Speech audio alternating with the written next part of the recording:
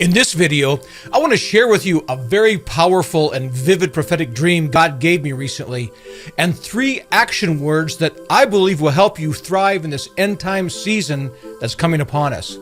Hi, I'm Manuel with Moda Ministries, and our purpose in these videos is to bring clarity to Christianity so that you can live a powerful and fulfilling Christian life. We're posting new videos every week, so hit the like button and then click the subscribe link below, and then the notification bell right next to it so that you don't miss an episode. Now, before I get to my most recent prophetic dream, I need to bring you up to speed on some previous dreams God has given me on the same topic, because they've continued to build on one another. I was raised on a grain farm, and after college and getting married, I moved back to the farm with my dad and my brother, farming with them, moved with my wife.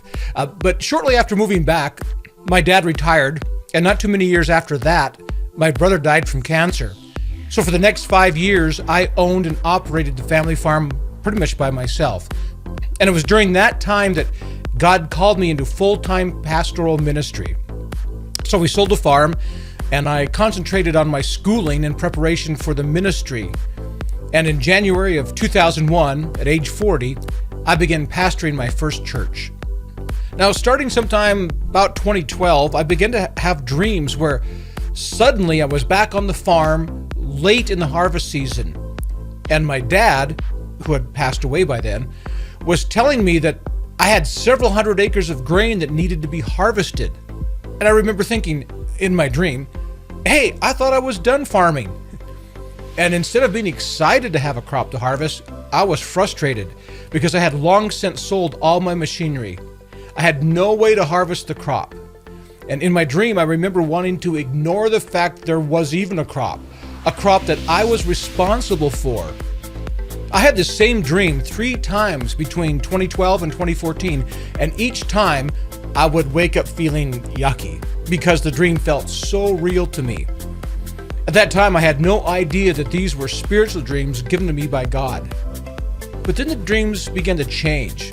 My 4th harvest dream started out pretty much the same way as the first 3, except this time I opened the door to my farm shop, and to my surprise, I saw my combine parked inside. A combine, for those of you not familiar with farm machinery, is that big machine that harvests the grain. They're a big, complex machine and very expensive. But there was the combine that I used to own sitting there covered in dust. So the next thing I know, in my dream, I was fueling the combine from my old fuel truck that had somehow appeared out of nowhere. And for the first time, these harvest dreams were starting to excite me. When I woke up from that dream, I heard God speak to me, inaudibly, but to my heart, and tell me that He was giving me these dreams and that I needed to pay attention. So from that moment on, I knew these dreams were given to wake us up and spur us to action regarding the harvest that Jesus talked so much about. In Luke 10:2, Jesus said, "The harvest is plentiful, but the workers are few. Ask the Lord of the harvest, therefore, to send out workers into His harvest field." I gotta tell you, I find some humor in the irony that Jesus had to speak to me in my sleep in order to wake me up. I believe these dreams are a wake-up call to the fact that Jesus is coming soon, and the great harvest of souls is about to take place. Since about 2014, I've had 4 or 5 harvest dreams, each one progressing more than the last. However, up until this last dream, I never actually saw a combine harvesting in the field. So here's the dream I had most recently. Like all my other dreams, it started out with me being reminded by my dad that there's still a crop to be harvested, and it's very late in the season. In this dream, though, we're ready to harvest, but it had rained a few days earlier, and we were waiting for the crop to dry out. And the combine was parked near the field and all ready to go. And I was looking out over the field and noticed a fair amount of weeds. But despite the presence of weeds, it looked like a bumper crop. And I decided to get a closer look, so I walked about 100 yards to the edge of the field. The crop was thick, and I could see that the heads of grain were huge, almost twice as big as normal. And while I was admiring the bountiful crop, I noticed the presence of grasshoppers, a lot of grasshoppers. They hadn't quite hit the locust stage yet, but given enough time, grasshoppers can destroy a field of grain. However, in my dream, I had the sense that the grasshoppers weren't really a big deal if we can get the crop harvested soon.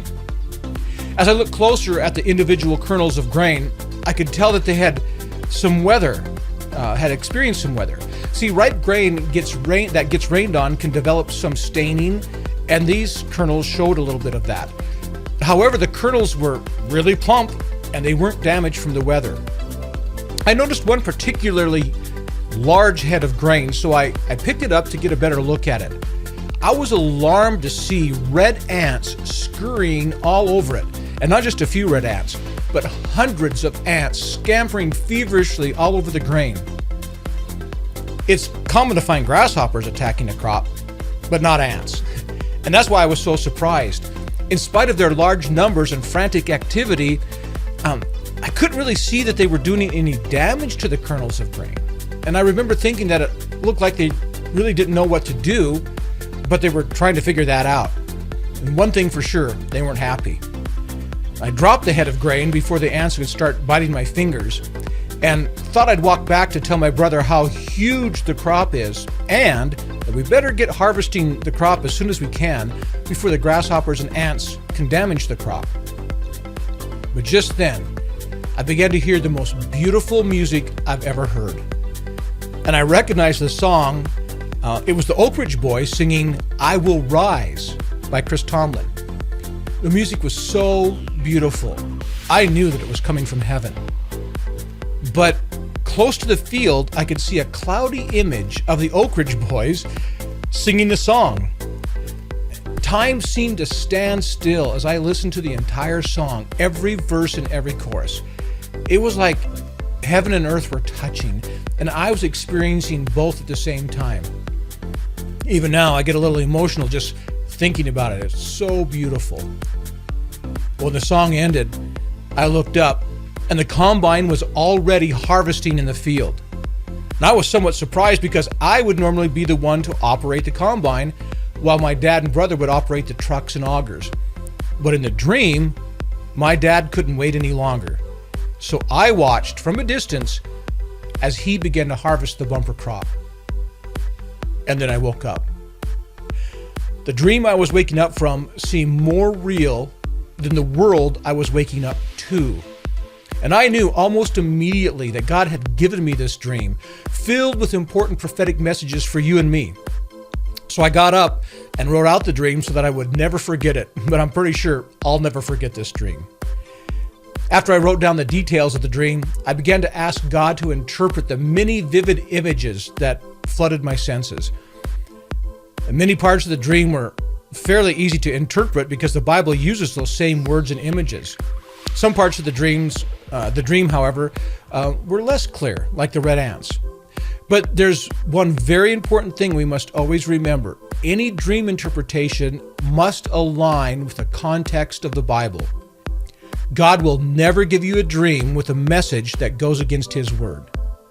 Now, with that in mind, let's first take a look at the symbols in the dream that have a clear biblical correlation.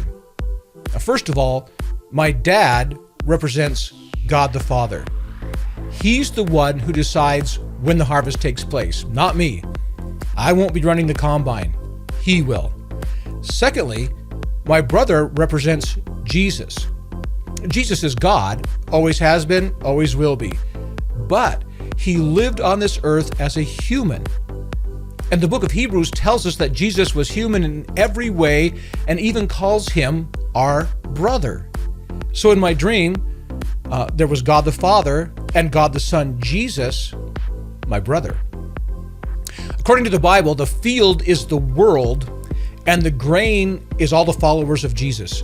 Each kernel of grain represents an individual person.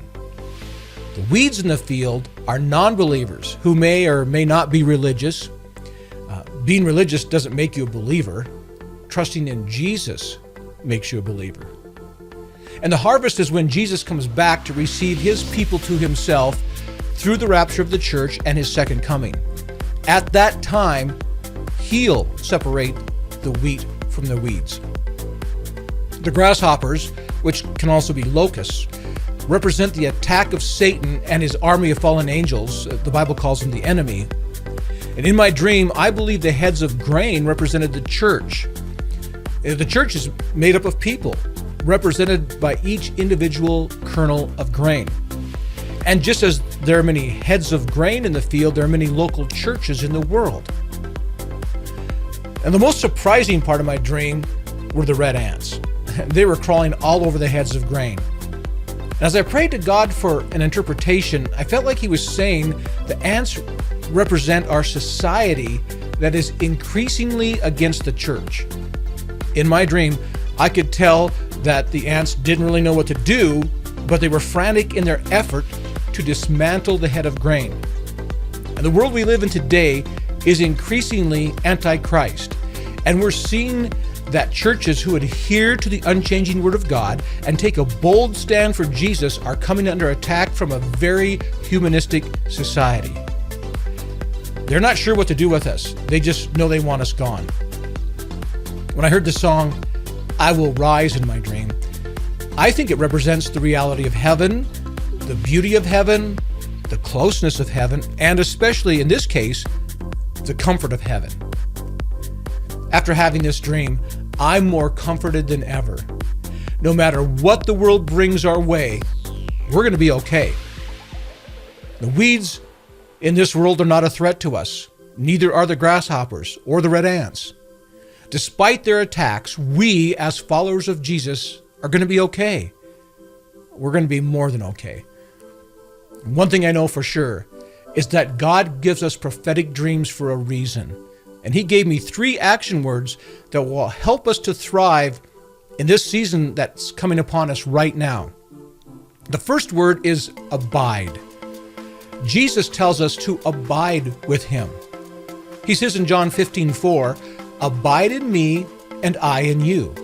As the branch cannot bear fruit of itself unless it abides in the vine, neither can you unless you abide in me."